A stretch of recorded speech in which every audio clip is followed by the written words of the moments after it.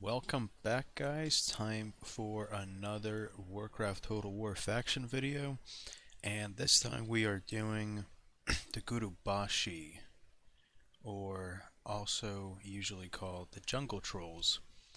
And a thing I like about all troll factions is their Mesoamerican, Aztec or Maya influence, both in terms of architecture, as we can see by the walls and these beautiful temples, but also clothing, some of the weapons they use, a lot of things. Sometimes writing you see on their walls and temples, like in World of Warcraft.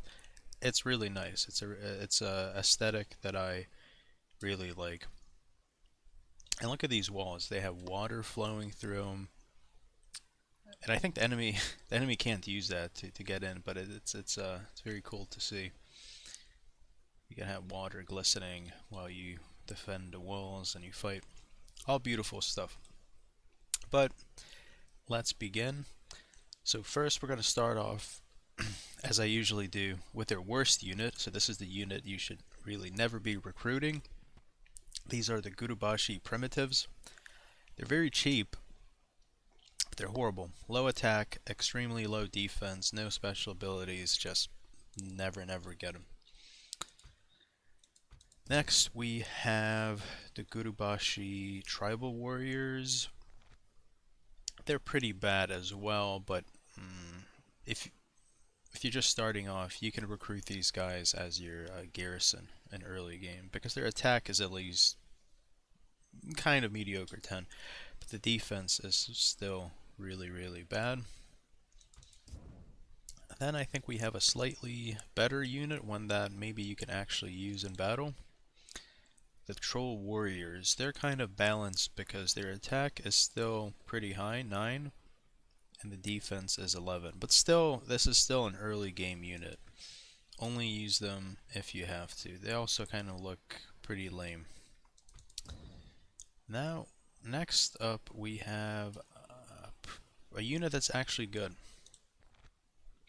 The Gurubashi Fanatics, and they have these huge axes which look really cool, and they have skulls as their helmets. So the Gurubashi Fanatics, their attack is 14, which is very solid. They have a Warcry ability that improves the attack even further, and their defense is their only weakness, but they're very cheap. So I would say these guys are worth recruiting if you need some melee units. Then we have the Gurubashi Bloodslayers, and these guys look really cool. Huge two-handed axes, 13 attack, 14 defense, Warcry attack ability like that previous unit had. They can go berserk, very good stamina. Like, yeah, these guys are very solid, and also considering how little they cost, that's a great deal. Definitely get these guys. Next up we have these funny looking, it's not even a troll, it's like an enchanted object. The Enchanted Tiki Warriors. So these guys, I remember fighting against these a lot of the time, and they're pretty good. 13 attack, 13 defense, and I think because they're not humanoids, their morale is like almost unbreakable. So if you're fighting a battle where you're worried that your morale is low, where your general is going to probably die or something like that, having a lot of these guys is a good idea, and their stats are decent. Next up we have the Jaguar Warriors, and yeah, they're okay. Like, they're more attack focused, their defense is kind of low, but not that bad, especially for this price. They're worth getting. Not the best though. Next we have the Serpentine Guards. These guys are actually really good. Not only is their attack 13 and the defense is 13 as well, but they have 3 hit points. They're very durable. I remember fighting against these guys, and even using like during my Goblin campaign, using missiles and shooters, and these guys they would take it all, and they would end up getting close to melee range. So they're very durable, and considering they're only 800, definitely worth getting for that kind of durability. Then we have some troll spearmen, and they are pretty bad. Unless you really need spearmen against cavalry, I would suggest against getting these guys.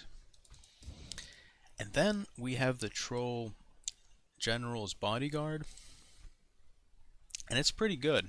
It's not the best general's bodyguard. It's not as good as the high elf or blood elf one. It's not like a good spellcaster, but it has 15 attack, 19 defense, and 2 hit points. Pretty good. Pretty good. And it has armor penetration, which is important against some enemies, especially human factions.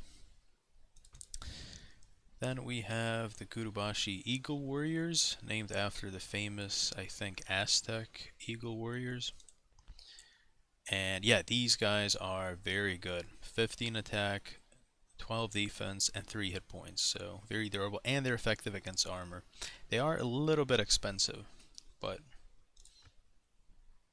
I guess in late game when you have all the money you need, it's worth getting. Then we have the Hydras, and these are really good. 25 attack, 23 defense, 5 hit points. They frighten nearby units, almost like unbreakable morale. Oh, and they have bonus against cavalry. These guys are really good, but they are a bit expensive, so only really affordable during late game. But wow, very strong unit. One of the strongest that the Gurubashi have. Next up, we have these guys, the Scions of Hakad. Hakad, the Blood God, the famous Blood God. And wow, I can't remember using these guys, but they have some really good stats. 30 attack, 40 defense, and 7 hit points. And they frighten nearby enemy units. Oh, and they're fast moving, so maybe they can fly. Or even if they don't fly, they move quickly as if they move as quickly as flying units do. Wow, extremely good unit, but it is a bit expensive, so only really worth getting in late game. Now we're going to look at some missile units. We have the troll axe throwers. They're pretty bad, but one redeeming feature that they have is their axes are effective against armor. So if you're playing against heavily armored factions like Stormwind, these guys can actually end up being worth it. And they're cheap, so if you have a bunch of them, especially early game, they can be used effectively. Then we have the Gurubashi Headhunters, and these guys are pretty good. I would say they're worth recruiting even after early game, because they also have armor penetration, and their missile attack is 12. And because they're a ranged unit, you'll probably keep them at a safe distance, so their low defense and low melee doesn't even matter. So these guys are actually pretty good, and they look cool. I like these skulls that they collect. Then we have the Gurubashi Jungle Stalkers. They're an archer unit, and they're a pretty bad archer unit. There's an upgraded version which is just called Troll Archers. Get these guys instead. They're not the best archers, but they're not bad. 9 missile attack. And then we have our spellcaster units. So we have the Witch Lords of Hakar and the Gurubashi Spirit Breakers. So let's first look at the Witch Lords. They have these like bat staves, I guess. Pretty cool. Oh, pretty good. 10 attack, that's really good attack for a spellcaster unit. 16 missile attack, that's really good. And 12 defense. Yeah, I've used these guys. They are pretty good spellcasters. And then the Gurubashi Spirit Breakers. Even better, 14 missile attack.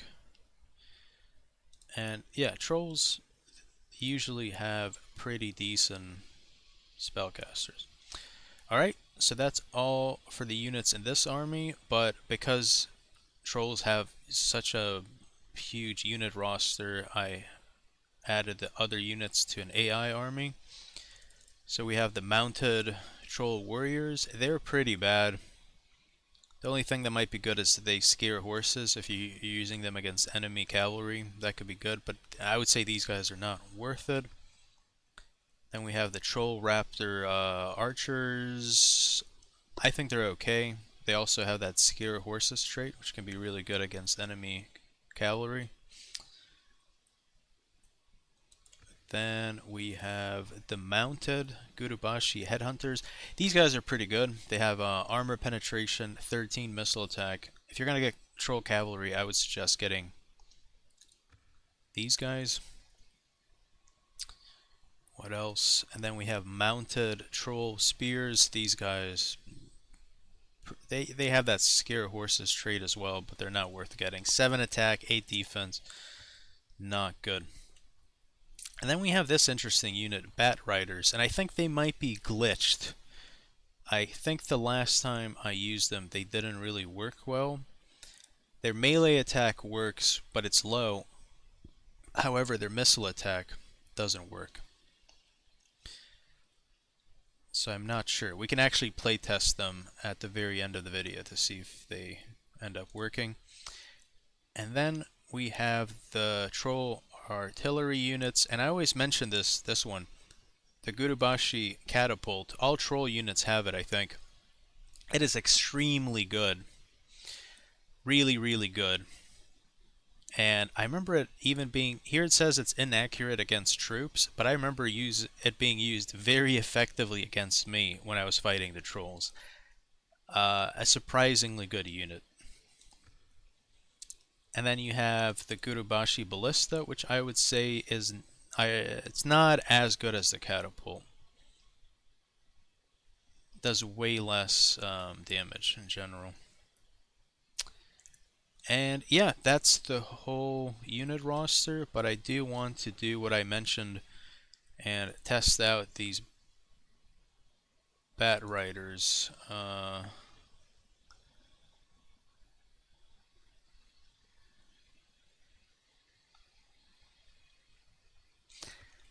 Actually, nah, they're pretty bug.